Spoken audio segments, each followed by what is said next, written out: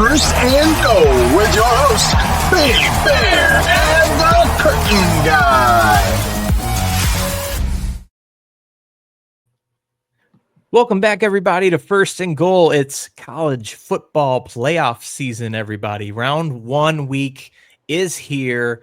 We had a little hiatus of college football, but we will now have college football for the next, 4 weeks, leading into mid to the end of January. God, it doesn't get better than that, folks. As always, I'm Big Bear T. Tyler Urbanski. I'm the Curtain Guy, Cole Schutte. And we got Jeff the Badger here with us. We're going to break down round 1 games. We have 3 Big Ten teams in action this weekend. So let's kind of look at the bracket as it stands going into the college football playoff. We'll bring the bracket up here on the screen. If you're watching us on YouTube and Spotify, you can see it there. If not, we'll break it down for those of you listening at home. We have as the 1 seed, the Oregon Ducks. The number 2 is the Georgia Bulldogs. Number 3, Boise State Broncos. Number 4, Arizona State. Then we have 5 through 12. The 5 and the 12 matchup is Texas versus Clemson. We have the 6 versus 11, which is Penn State versus SMU. The 7 versus the 10, which is Notre Dame and Indiana. And lastly, the 8 and the 9, which is Ohio State and Tennessee. So if you're unfamiliar with the college football playoff bracket as it stands now in its first year with the 12 team, the first 4 seeds are conference champions, the highest ranked conference champions. They will get a bye week this week. The remaining teams will play, and the highest seed will have a home matchups. So as you see in the bracket, there are 3 Big Ten games on the slate. You have Ohio State, Penn State, and Indiana in action. We're going to start with the first game on the schedule. It will be an in-state game in the state of Indiana. You have the Hoosiers traveling to South Bend to take on the Notre Dame Fighting Irish. Current lines on this game, you have Indiana as an underdog by 7.5 to Notre Dame. The current over-under about 51.5 points. So this is going to be an interesting one because Notre Dame and Indiana, the talk on them this season has been the strength of schedule. Haven't played many people. Indiana's sole loss coming to a really tough game in Columbus against Ohio State. Notre Dame losing early in the season to Northern Illinois before going off on 10 straight solid winning streak. And it's going to be the quarterbacks, 2 really good transfer quarterbacks here. You have for Indiana, they have Curtis Rourke from Ohio. He's slinging it. You have on Notre Dame's side, you have Riley Leonard from Duke. He's slinging it. So we kind of have a bit of maybe a passing dog fight in this type of matchup. I'm going to open it up. And, Jeff, I want to kind of turn to you here first on this matchup. What do you see from these 2 teams, and what excites you looking at this one on Friday night? So as I'm looking at this game here, one thing that really steps up to me are the defenses. You look at the passing defense of Indiana, 174 yards allowed, which is 7th in the country. And then you look at Notre Dame's passing defense, which is 178 yards per game, which is 16th in the country. Coming off Indiana's last game with Purdue, where they put up 66 points against Purdue. Again, it is Purdue when we know how well Purdue has performed this year. Indiana has been one of those teams that outside of Ohio State could have easily been one of those top 5, top 3 teams. And they've been really playing the lights out, both with the passing and with their rushing attack. Notre Dame on the other end, they have that really strong offense, and they have an offense that gives them the ability to score really quickly as well. I do think that it's going to be a really enjoyable game. And again, looking at Notre Dame coming off their 49-35 win against USC, I think the commission people, they really chose a really good matchup here with Indiana Notre Dame. Yeah. I'm really excited to watch it. No, for sure. And the Indiana offense versus that Notre Dame defense is one thing that might be interesting to key in on. Notre Dame, when we talked about the strength of schedule not being great, I mean, they haven't played a lot of really strong offenses. They played, triple options in Navy and Army, which again, those add extra wrinkles to you defensively. But outside of that, it's not been real challenging for Notre Dame, I guess. You saw a few weeks ago they played at USC kind of at the end of the season in the Jewel Shillelagh game, as we love to know that rivalry. That was a game where USC was putting up nearly 10 yards of play on that Notre Dame defense. And had Notre Dame not benefited from 2 pick sixes late in that game, they could have potentially been upset there. And that might have thrown them deeper, if not out of this college football playoff. So going up against Indiana, which throws the ball very well, I think that's going to be a real challenge for Notre Dame's secondary. There's a lot of injuries there. They're down their best cornerback in Benjamin Morrison, and they haven't really been tested that deeply. But when you look at Curtis Rourke in that Hoosier offense, they're number 1 in efficiency for pass, and he's completing more than 52% of the passes, more than 10 yards downfield on 44% of those dropbacks. So almost half the time he drops back, he's throwing at mid-range passes, and he's having success. So 18 big explosive plays, and he's only got 5 turnover-worthy plays this entire season. So that's something that Notre Dame has to really step up and take advantage and get Rourke uncomfortable, or I feel like Indiana has a true chance to make a very, very uncomfortable day in South Bend. Cole, I don't know if that you agree with that. Do you think Indiana has a chance to play spoiler here? Or do you think that what Notre Dame brings to the table offensively might kind of level that out? I think my focus is the Indiana offense against the Notre Dame defensive line. You talk about Indiana's passing ability, and it's noted, right? They're explosive. Mm-hmm. They love to pick up those chunk yardage. They're one of the top teams in the country with plays over 10 yards, plays over 20 yards. But when they played top 5, top 3 caliber defensive lines and front sevens, like they did with Michigan, like they did with Ohio State, it isn't that the offense stalled sometimes or struggled. They flat out vanished. I mean, you're talking, they had less than 2 yards per play average in those games, and that's including the garbage time where both teams, had comfortable leads, or at least for Ohio State had pulled off and let Indiana go down and score again. And Notre Dame's defensive line and more realistically, their front 7 is one of the best units in the entire country. So if Indiana can't find a way to protect Curtis Rourke or at least run the ball in some type of manageable fashion, I think it's going to be a long day for the Hoosiers. Yes, Notre Dame has some weaknesses due to injuries in the back part of their defense, but it may not matter if they can just tee off on Rourke, much like the Buckeyes did in Columbus a few weeks ago. Yeah, and I think that game against Ohio State and Columbus gave Indiana on the defensive side a little bit of pat on the shoulder. Defensive line play has been solid for them.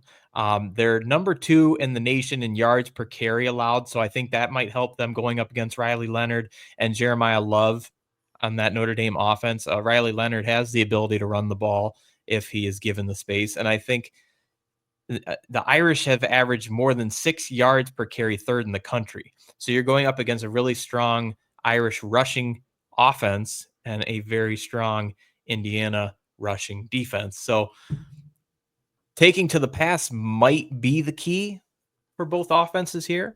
But like Cole, you were saying, those front lines are going to be a real key point to see, because if one can get push and can get holes and break it open, especially Notre Dame, you get that run game going, you might be sitting pretty.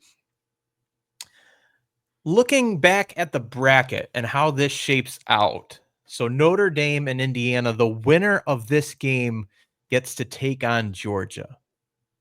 When you're looking at these two teams, guys, and don't care who jumps in here first, which team poses a better threat for Georgia? I feel like in terms of talent, I'm going to lean a little more towards Penn State, just simply because I know Penn State, they have that Or ability. just of Indiana and Notre Dame? Which Oh, I'm one? so sorry. Yeah. You're good. I mean, slightly, I would give the advantage to Notre Dame, only just because of that their offense being a little more experienced. I think that they have more of ability to score quickly, and I think they could probably match up a little bit better. Cole, what do you think? Yeah, I think it has to be Notre Dame. When you are looking at a team that wants to make a championship run, it has to be on the back of a defense most of the time. I know we've talked in the past about having an elite offense more recently has propelled a lot of teams to national championships. But when you go back and look at all of the teams that had the best defense in the country in terms of average points given up per game, all of those teams have won a national championship. And I think with Indiana, I hate to be that guy, but I think a lot of their statistics are buoyed by some really bad competition. And you've seen what happens when they get into a game with elite level talent. And as much as it would be a nice story to have Indiana make a bit of a run, they've done a phenomenal job with the pieces that they have. This is a fantastic season for Hoosier and their fan base. Georgia is a different beast. Okay. I know that they're missing some key pieces as well, but they have depth pieces that would start at Indiana. And so I believe that Notre Dame and the experience that they have, the talent that they have on the defensive side of the ball would suit them better to get into one of those, as Tyler and I like to reference, those sledgehammer games in the Sugar Bowl. So, yeah, I mean, unfortunately, when it comes time for this, type of matchups, you need to have elite level talent to make a run. And I think I would agree with you guys. I do think that Notre Dame size-wise probably matches up better with Georgia. I was looking at the last two games for Georgia and the games that they had with Georgia Tech and Texas in the SEC title game. And what really gave the Bulldogs fits was, one, the ability to establish a solid running game. And I know every team has to establish the run to make them successful, but Georgia Tech was running the ball at just under 6 yards a carry, which is what Notre Dame does well, hitting 6 yards a clip so far this year. Again, like we said, top 3 in the country in that. And then for Texas, they were almost 8 yards a carry, one, but then two, both of these teams passed the ball well. And as we talked when we started this preview, Indiana and Notre Dame both throw the ball very well. So I think that when you're looking at a potential matchup for Georgia and what might give them a bigger test, I think Notre Dame might line up better just in that realm of they're built that way, but then also they can have that kind of success as well. So I think that would be interesting. So getting back to the game at hand with Indiana, home field advantage also falling to Notre Dame. I'm going to jump into our picks here. This is the Friday night game, 8 o'clock, ABC, ESPN. Like we said, it's Notre Dame favored by 7.5. Over under is 51.5. I think that 51.5 is a pretty solid number, and I'm actually going to take the over in this one. I think that, we're not necessarily looking at a snow game from what I can see. I could be wrong. I think Penn State's looking at that, so we'll get to that matchup. But I think that both of these teams could put up close, if not over 30 points each. And I think that I would give Notre Dame the edge here, probably if I'm picking a score, I'm going to say Notre Dame wins this 34-28. So that's my pick here. Jeff, I'll go to you. Who do you take in this matchup? Yeah, I think Notre Dame's talent gap gives them the advantage here. I think Indiana's just got too much to make up. Great season, but they're not quite ready for this type of game. I have Notre Dame 38, Indiana 17. Big spread there. Borderline blowout territory. I'm in the same boat here. Indiana's a nice story, but I just think that Ohio State kind of provided the blueprint on how to beat them. And Notre Dame has the elite level defensive line talent, that front seven, to force Indiana to be one dimensional and then crank the pressure up on Rourke and force him into mistakes and to get behind on early downs. And I think Notre Dame uses that along with their home field advantage to really kind of push this in their favor. I have something very similar to Jeff. I have 31-17 Notre Dame as they head on to play Georgia in the Sugar Bowl.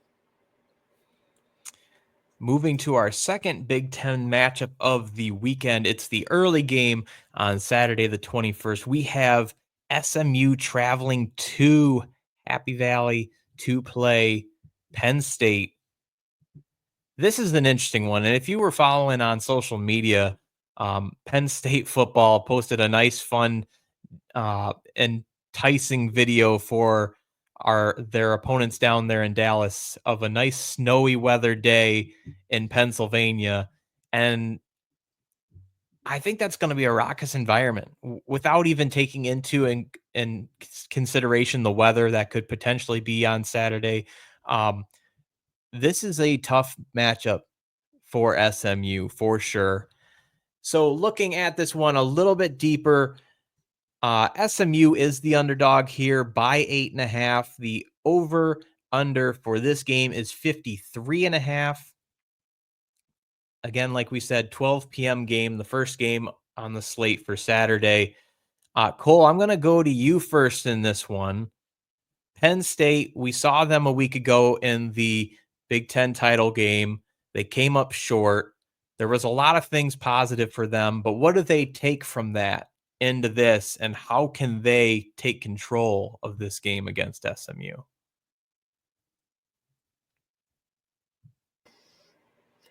I think they have to, again, they're probably not happy about the result, but I think they provided themselves with the confidence that they can play with anybody in the country.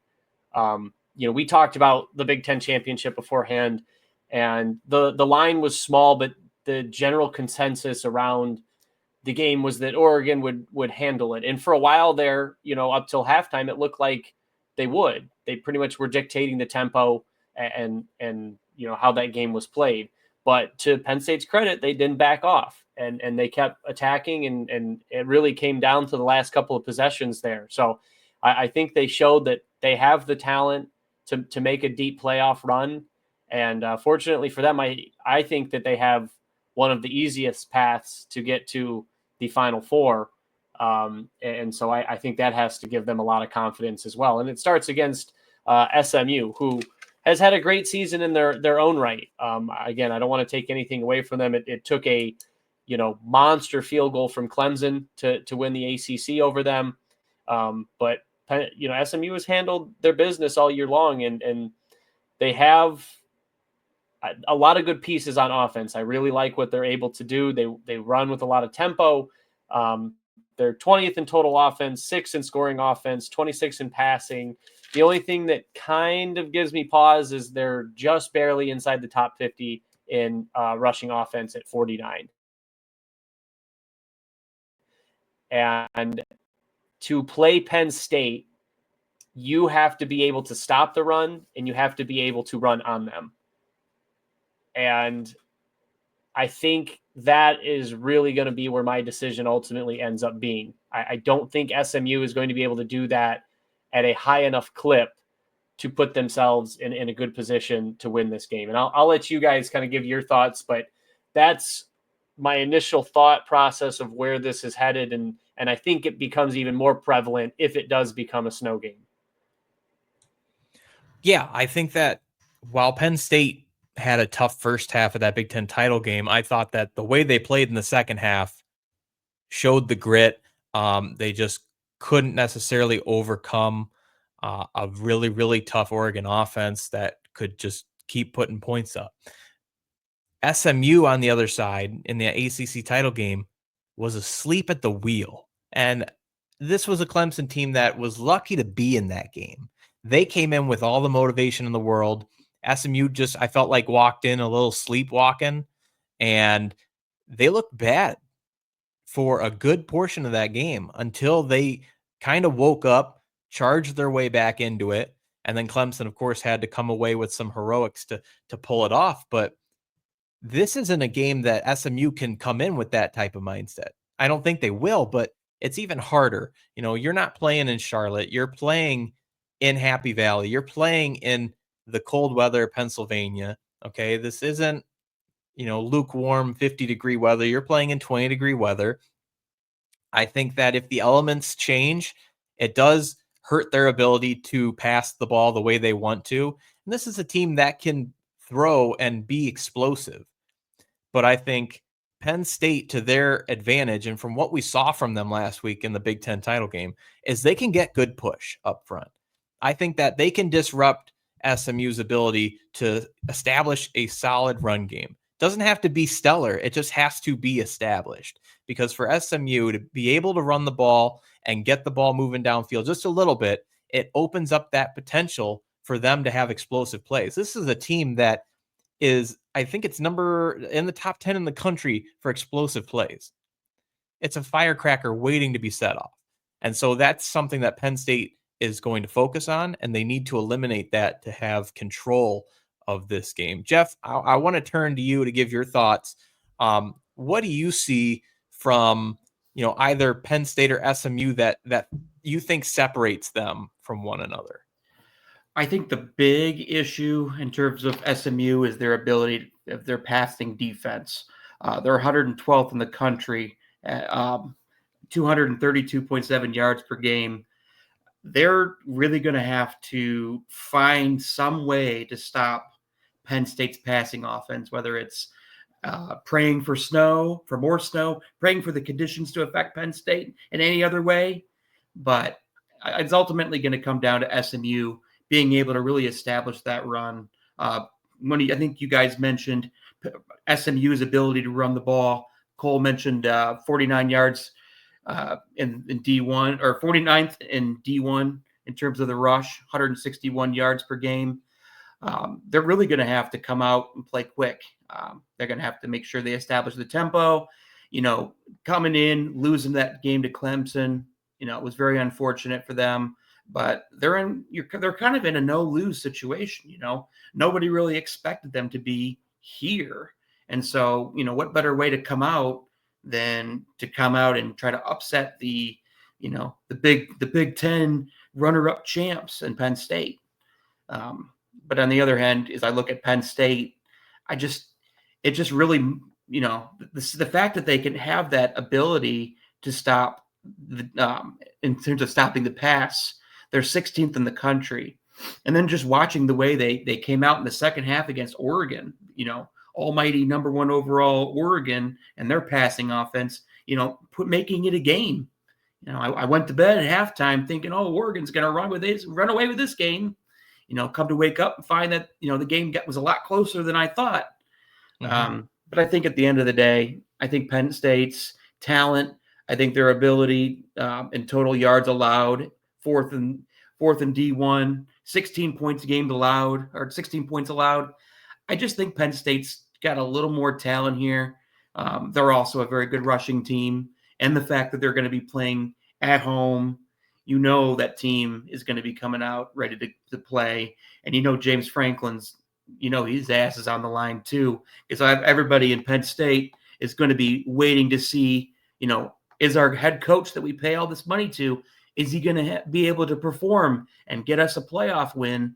You know, we can't beat Ohio State and Michigan, but Can he win a playoff game? And I think this is going to be one of those times where he can silence the doubters a little bit. So, What yeah, what I I think find that. really Go ahead. interesting is in our preview so far, we haven't mentioned Tyler Warren once, which in most Penn State previews this year, he's like the only thing that people talk about on that offense, which is funny.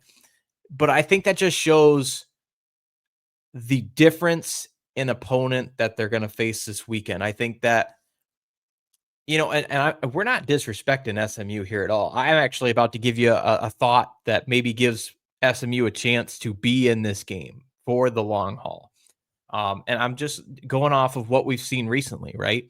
What Penn State showed last week in the Big Ten title game that I think sticks out as they need to do that more to have a lot of success and make a run here in the playoffs.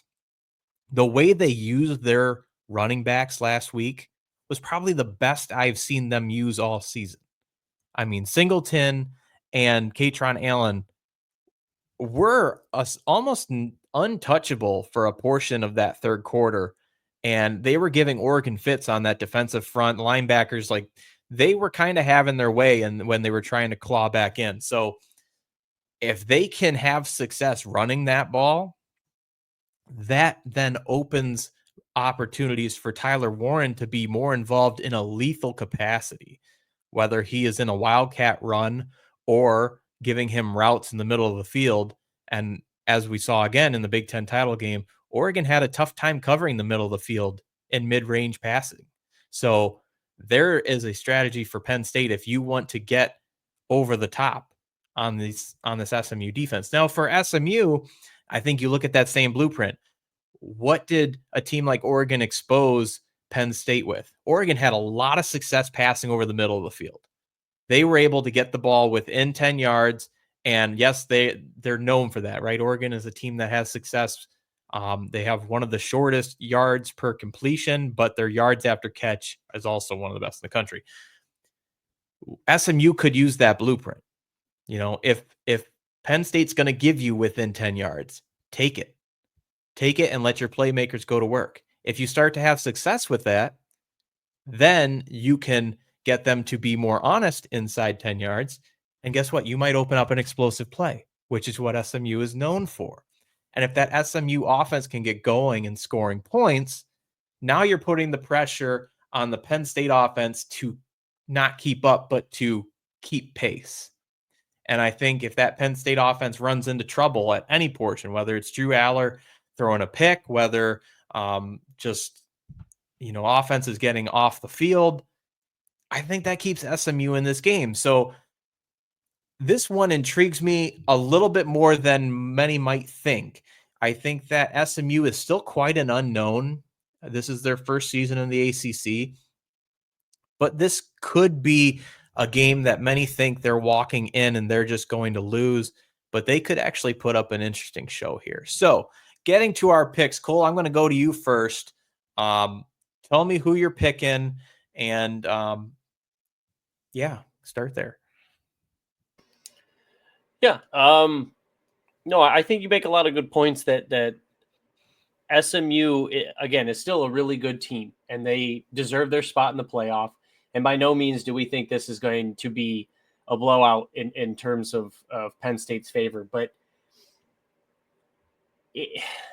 SMU just doesn't hold a distinctive advantage in really any statistical category. And I think that's what gives me the most pause with this. They have a offensive success rate that ranks 48th. That's good. Okay. Being top 50 is still being successful. You don't win that many games without it. Penn State's defense is 19th in the same category. Okay. SMU is 28th in net points per drive. Again, they put up the points and they can put it up in a hurry. Penn State's is 9th defensively. So you see what I'm getting at here is SMU is good, but Penn State is trending towards elite in the other end of these categories. So they're getting cut off at the legs. Right. I just don't know if SMU has enough firepower to really push this into an uncomfortable spot for Penn State. if the Mustangs can come out early swinging and score on their first drive, or maybe even get a 10-point advantage, I think that is the best case scenario for them, because now you force Penn State to get out of their comfort zone and really utilize their passing and their running backs, which they can do. You pointed that out with your, reference to the Big Ten title game, but it was also because Oregon forced them into that spot, right? And then Oregon was able to have their defensive linemen pin their ears back and really attack Aller. So I just don't know if SMU is able to pull that off. I don't know if they're able to come out and score quickly and put Penn State behind in that sense.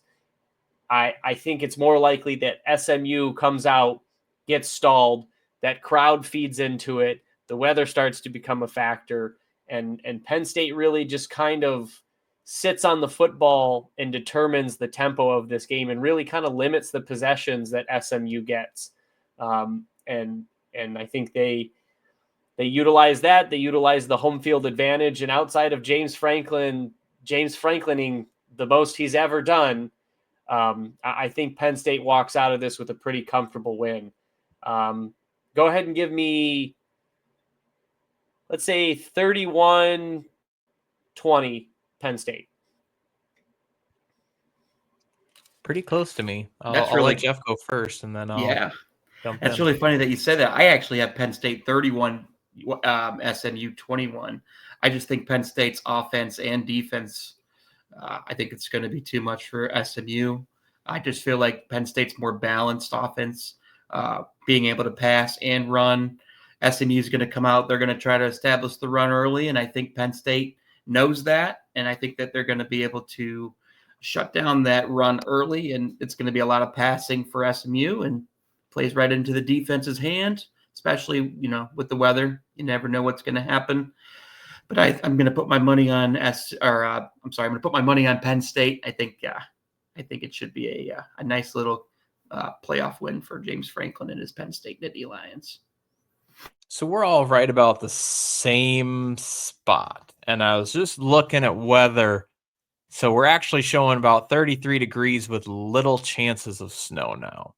So I don't know what the wind's like. That's to be determined, and just pulling it up, 6 to 11 mile an hour wind. So really, it's actually going to be a calm but chilly day in Pennsylvania on Saturday. So what you're saying is there's a chance. I'm saying there's a chance, but that You've being been said, riding with the everything, SMU train. You sounded like you had a really good speech. I think you might be the guy. You might need the guy to be the guy. It could be one of those things that I jump back at it and say, I thought about it. But I do think that Penn State just has another gear that they'll kick in. I think that Abdul Carter is an absolute freak on the outside. I think that if they don't contain his rush, then he's going to be in the backfield a decent amount Saturday. And I just think that the way they use those running backs, if they do that same style of offense on Saturday and they can get success with that, I think third quarter, you see Drew Aller take a shot deep and have an explosive pass touchdown, and you see Penn State kind of start to flex a little bit. So that being said, and us being in the same realm of scores, which is pretty impressive, I have Penn State winning this 31-17. I think they actually hold SMU under 20 points, which is my hot take for this weekend. But so we are in agreement on that one. Let's jump to the last matchup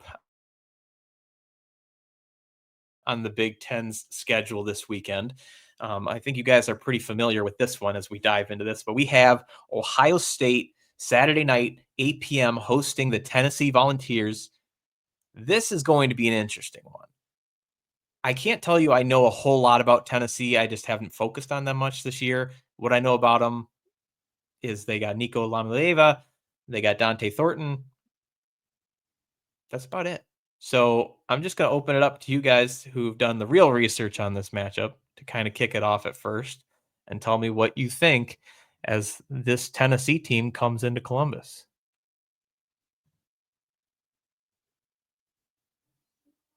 Don't all jump at once. I mean, I guess I'll take this and just, let me get another drink here before I go into my rant we again. had a nice little discussion about this. Go ahead and get it started. Yeah, it's listen, it's an intriguing matchup, right? We finally get a night game. Ohio State is broken free of the big noon kickoff bond, that had shackled them the later half of the season. So that's fun. You get Chris Fowler calling the game. That's awesome. Been a couple of years since we heard that.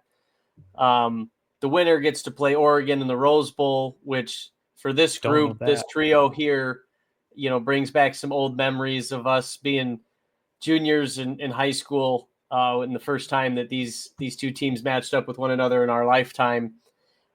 Should we go down that memory lane for a second? Should we tell the viewers about that one? It was a lot more fun watching you guys play in the Rose Bowl. I think we came over and we gave you a nice hug, and we totally did not drop you in your own driveway. Yeah. I don't think that ever happened. Totally didn't drop the poor innocent Oregon fan on his driveway. Flat on his ass. Those were fun days. It was not a fun day. That was an awful day for us. Well, luckily, life has returned the favor to Tyler, and he's got to enjoy the last two matchups between the Ducks and Bucks. But let's focus on the Volunteers real quick. Okay, this is the only other meeting between these two teams was in 1996 in the Citrus Bowl. You had Peyton Manning, you had Eddie George. Volunteers walked out with a 20-14 win. So this is pretty unique from a matchup standpoint, one that we haven't gotten to see at all outside of 20 years ago. Tennessee comes in with a really dynamic rushing attack. It's number 9 in the country. It's led by a really talented back in Dylan Sampson. Has almost 1,500 yards, 22 touchdowns, almost 6 yards a pop. He's rushed for 100 yards in 10 of his 12 games that he started this year. So he's a guy that really can get it done on the ground. I think somebody said it pretty eloquently when they said it's a more polished version of Michigan. And I say that, and a lot of Ohio State fans probably grit their teeth and close their eyes real tight when they hear that after what we had to endure 2 weeks ago. The only thing that gives me hope in that is that this is going against the 7th ranked rushing defense with the Buckeyes. Okay. They only give up 96.8 yards per game. They've only allowed 9 rushing touchdowns all year. And we've seen time and time again, they step up in the red zone and especially on the goal line. So I think that is a unit that is well prepared and is ready for that challenge. You have a quarterback in Nico Iamaleava, which, again, Tyler and I will always laugh at because we thought that was an L, and we had mispronounced that for at least a season and a half. I think I'm just now learning that was an I. Yeah, I didn't realize it until I watched Tennessee play in their bowl game last year, that was an I and not an L. And I don't know why I would have ever thought that was an L because nobody would ever use a lowercase to start their name. Anyways, he is super talented, right? And if you give him time, he can pick you apart. The one thing that he has struggled with is pressure. And I think that is something that Knowles is going to look to dial up. Ever since that Oregon game, we talked about it. He has kind of been set free. He's allowed to be the mad scientist that Ohio State brought him in to be.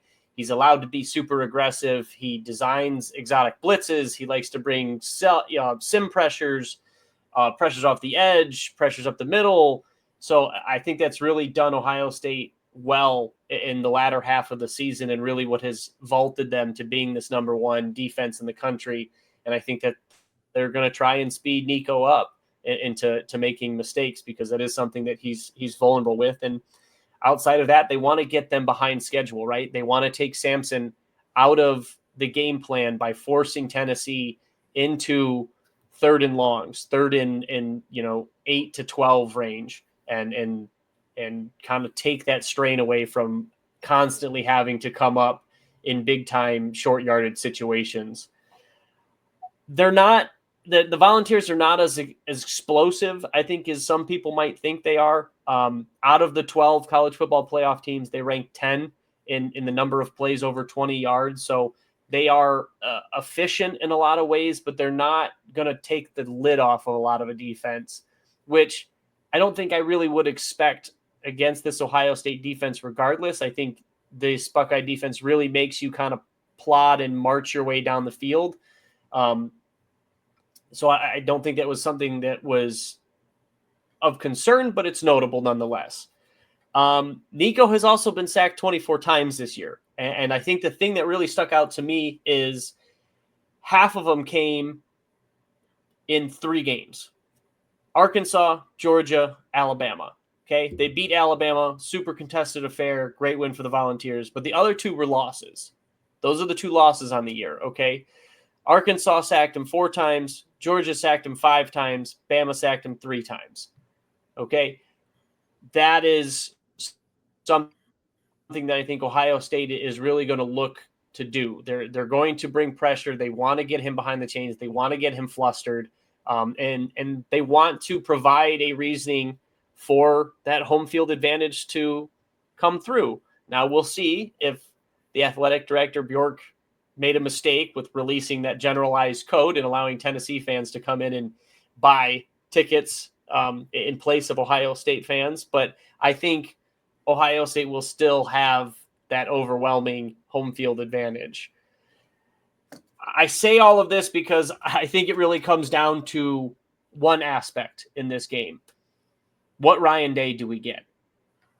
Do we get the Ryan Day that is more concerned with tending to his fragile ego and proving to talking heads on the television and people who, and excuse my language for this, quite frankly, don't fucking matter, that he's quote unquote tough and tries to run into a very stout and explosive defensive front repeatedly like he did against Michigan? Or will he understand that he has a Frankenstein offensive line, but he has a talent advantage on the outside, and utilize that to the best of its ability, allow Chip Kelly to call the offense in the way that he knows how to, use tempo, and allow them to succeed where they have advantages and score points that put Tennessee on his heels and allow that defense to even further attack? If it is the prior, I think this looks a lot like the Cotton Bowl of last year against Missouri, where it was just a turd-tossing competition for 3.5 quarters, where Ohio State couldn't do shit on offense, but the defense came up big time and time again. And then eventually the dam broke because they were on the field for 85% of the game. If it is the latter, I think Ohio State could really open this up and push this into an uncomfortable territory for Tennessee and really spark life not only into this team, but into this fan base headed into a rematch with Oregon. So I'm gonna toss it over to Jeff after my rant, but I think that is the biggest question mark that needs to be answered, because that's going to determine ultimately how this game and this playoff run ends for the Buckeyes. You've hit all the points as a fellow Ohio Stater. Oh man, everything that you said, especially the whole Ryan Day offense. I know I have a lot of other people who are constantly yelling at me about Day and why he hasn't been fired yet, why he hasn't fired Kelly, why haven't they torn down the horseshoe, why this is still going on, and how they're not going to follow the team anymore. And it's, I really hope that it is the latter, where we can come out and we can be dominant. And, as you mentioned earlier, after that Michigan game, when the players had that meeting with the coach and just absolutely tore into him and, expressed their frustrations with losing the one game that they all came back for. One of the key points that you mentioned with the defenses, this was a bit of a troubling stat that I found in the last game with Michigan. Did you guys know that we gave up 172 rushing yards to Michigan? 172. And we're supposed to be one of the top. We are the top defense in the nation. But we gave up 116 rushing yards to essentially the backup for Michigan, who the regular starter, Donovan Edwards, he only had 4 carries for 11 yards before before they took him out for an injury. And the fact that the offense, for Ohio State, they couldn't adjust. It was just, for some reason, as you mentioned with Ryan Day, he came out there and he wanted to establish, we want to have a more physical offense. We're going to run out at the middle, and we're going to be trying to establish that run. Well, as they saw for 3.5 quarters, that wasn't the case. And whenever we got pushed into those situations where we had those predictable passing plays, what did we do? We ended up throwing the ball predictably to our best player, Jeremiah Smith, which he can only do so much as one player. But essentially the offense just, they took a big giant shit on the field. And honestly, I want to pick Ohio State with my heart because, that's my team. But, I'm looking at the stats and, I see Ohio State's got the best defense in the country. But as you had stated, you can only have the defense do its job in stopping the opponent offense. The defense isn't going to constantly score all your points. Defense wins games, but offense wins championships. And I think that's a really, a really huge thing. But anyway, going on what you guys had stated, Tennessee, we got to give them credit too. They have a really solid defense as well.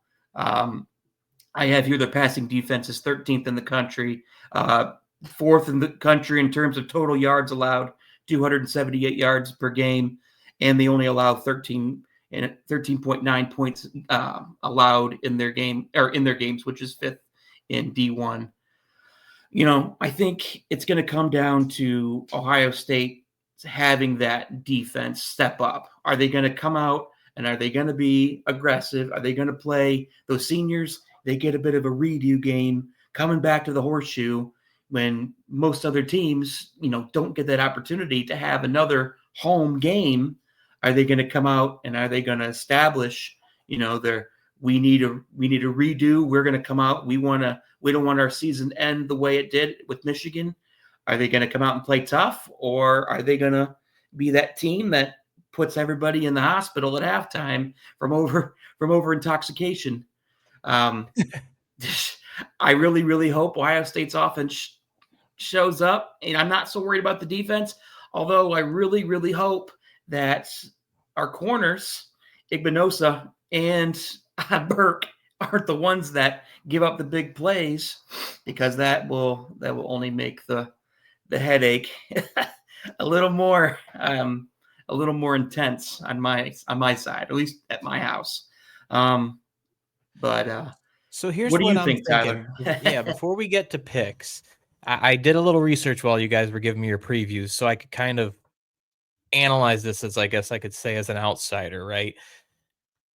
What I noticed is a big difference between Ohio State most of this season and Ohio State in the game against Michigan that kind of told me it didn't seem like a Chip Kelly type game was the lack of incorporating the tight end, which you talk to a lot of Ohio State fans. They were like, wow, we're using the tight end this year, right? We're getting him more involved in the offense. And I look back, like the game against Oregon, Ohio State had 4 key passing plays to tight ends. G. Scott, 3 catches, 46 yards, averaging almost 16 yards a catch. You had Will Kazmarek with 1 reception for 32 yards. So being able to have Chip Kelly throw that little wrinkle of the tight end in there helps give your offense a little extra that you don't normally have if you're kind of sitting 4 wide and dropping back and looking for specific routes. So that's one thing that I'm looking for. I guess I want to see Chip Kelly throw that kind of creativity in there, maybe a tight end option route, something like that, to kind of keep the second level of Tennessee's defense on their heels. But Tennessee offensively, in the games that they lost this season, and even multiple games this season, they relied really heavily on the run game. So the Arkansas game and the Tennessee game. In the Arkansas game, they scored 14 points in the third quarter. Other than that, nothing in the second half. And Nico had no passing touchdowns that game. It was all rushing. The Georgia game, I don't think they scored the whole second half. Nico, no passing touchdowns that game. So it's very clear that in big games, is the question that Nico in big games can't pass the ball as well? I don't know. I don't have enough sample size of watching them to really give a firm opinion on that. But it's worth noting that if Ohio State's defensive front, Jack Sawyer, JTT, Tyleik Williams, getting hands on Nico, getting him uncomfortable to where he can't throw, and they do rely mainly on running the ball, then you're probably keeping them to a lower scoring game, in my personal opinion. I don't think you're going to see a game where maybe like Igmanosin and Burke are going to get pressured a whole ton in the passing game, if that's the case. Now, then Ohio State on the other side, they do have two good running backs, but as Cole, you said, this offensive line is battered, and this is a really stout front for Tennessee. So I think they're going to be all guns firing. I think they're going to bring the house a lot at first. I think they want to test Ohio State to see what Day and Kelly are going to let Will Howard do and kind of figure out that game plan from the start. So I expect heavy blitz at the beginning. I think they want to try and get Will Howard uncomfortable at the start, but they send the house and they leave it open, and Will Howard lets it air out. Jeremiah Smith, Emeka Ibuka, Carnell Tate, those are perfect options to have to torch a defense. So that's what I'm focusing on. I want to see who comes out from the jump, and I want to see who lays it on hard from the start, because I don't think there's going to be a whole ton of points in this game. We were talking about the first two matchups where the over-unders in the 50s. I think this is going to be, I think neither team goes over like 24 points in this one. I really think it's going to be close. I think it's going to be a lower scoring game personally. Kind of reminds me of like the Notre Dame Ohio State game from a couple of years ago, where it came down to the very end. And field goals might be crucial here. So, and I know no Ohio State fan wants to hear that right now. Go into picks. Let's kind of go down the line. Cole, I'm going to go to you first. Tell me your pick, and let's see how that rolls. To put this as simply as I can, I just think the retooling of the offensive line and Ryan Day's inability to play to his team's strengths / stroke his own ego ends up having this game look like the Cotton Bowl of last year. I have tried to give the Buckeyes the benefit of the doubt all year long, and I certainly will be rooting for them come Saturday night. But listening to him talk, knowing what the team has gone through with literally having to have a come to Jesus moment with him and tell him that he more or less fucked them out of a chance for a Big Ten championship, because he wanted to prove a point. I just don't think he's got it. And I hope to be wrong. I hope he comes out and it looks like 2022 Georgia or 2020 Clemson, where he just goes for the jugular on every single play. But I think we are looking at the end of the Ryan Day tenure at Ohio State. And I'm not saying that Ohio State will fire him. I think Ryan will make that decision on his own and ultimately leave Columbus, because I think Tennessee ends up winning this 24-20. And what a truly bittersweet ending it'll be for all of those seniors, because I would love to see them go on a really great run to end their careers. But unfortunately, this is not the place where you can afford to continue to learn on the job like Ryan is. And at some point, you either learn humility or you move out, because this is not the place to let your ego get in the way of success. So give me Tennessee 24-20. I agree with you. I think this is going to be a low scoring sledgehammer game. And I just think ultimately Tennessee can do a little bit more on the ground. And that plays into their success overall. Jeff, going to you next. Yeah. I think the game's going to be close with the way Ohio State's offense has been in the first half of games. I think they start slow. Tennessee comes out, runs the ball. I think it's going to be Ohio State having to play catch up a lot with the game. I do have the game being a little bit different. I think Ohio State, I think I'm going to be positive. I'm going to say the offense can figure it out. They're going to prove us wrong. They're going to make it work this week. I think the offense has the star power to do it. I think Jeremiah Smith's going to step up. I think we're going to get some good rushing from attack from our two-headed duos. I have Ohio State 34, Tennessee 27. It's going to be close, and then finally we're going to have that pull away in the fourth quarter. I'm a mixture of the two of you, which is interesting because part of me thinks, as we've heard the take on the team after Michigan, and we've heard the takes on Ryan Day, and these seniors came back to make this season special. I think that after the bad taste in their mouth against Michigan, they're going to approach this game a little differently. And I kind of feel like there's a wrinkle here that maybe, I don't know if it's an intangible, but I'm thinking about this in terms of they take control of this game. Like, imagine a world where Ohio State's first offensive drive, you see Will Howard just kind of drop back and air it out right from the start, right? And he hits Emeka Egbuka on a deep pass, right? And they start kind of catching Tennessee off guard from the go. I think that's something not many people are thinking about because it's really not a solid situation right now. You're not really sure what to expect. But I'm kind of putting the game on the shoulder of these seniors to will their way to victory here. I think that alone is what gives Ohio State a huge edge. I don't like how Tennessee plays in bigger games or even close games. I think Ohio State, again, their 2 losses combined are less than 4 points. I think that their experience in these type of games will help them now. Just like I said, for my Oregon earlier in the season, those closer games early in the season help you later on. And I think that could help them this week. I agree with Jeff that I think Ohio State wins. And I agree with Cole because I had the same score. I just had it flipped. I have Ohio State winning this 24-20. I don't think either team scores over 24 points. I think that's just, it's not a weather thing. It's not an inability to score points. It's just these two are going to beat on each other for 60 minutes. And it's going to be whoever stands up at the end takes it away. So that's what we have. As you hear the exhaustion in our breath, those were covering 3 games, folks. We're not even going through a full Big Ten slate.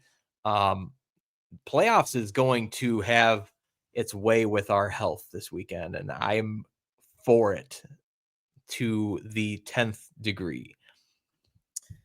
But with that being said, ladies and gentlemen, that kind of brings us to the end of our round 1 college football playoff episode. Again, I'll pull the bracket up here one last time to kind of go with most of our selections. If I take the majority of our picks, we would be showing Ohio State taking on Oregon in the Rose Bowl. We would show Penn State taking on Boise State, and then Notre Dame moving on to take on Georgia.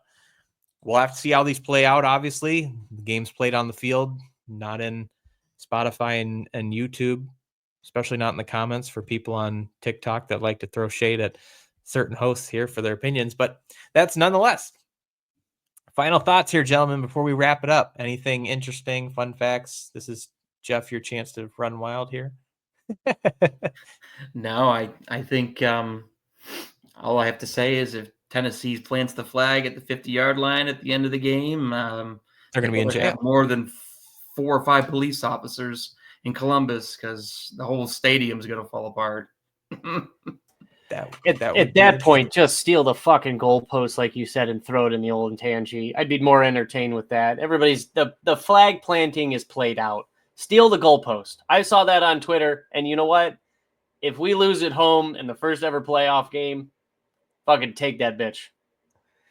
I think most Ohio State fans would be fine if they ripped up the turf and dragged it out the stadium too, because that means you're getting some new grass. We're thinking it through. Lord knows that needs to happen too. But hey, at least we figured out that LEDs are a thing and we'll actually get to use them. So that'll be fun. There we go. All right, ladies and gentlemen, that brings us to the end. We appreciate you being with us. Make sure to keep tabs with us on social media this weekend as the games take place. If you're not following us, make sure to like, subscribe wherever you're listening to us, YouTube, Spotify, Apple Podcasts. Leave us a review, whether you think we're awesome or whether we suck. Please don't review if you think we suck. We don't. Our egos are very, very fragile at this point in the season. All right, I'm rambling. This is the end. And remember, this has been First and Goal.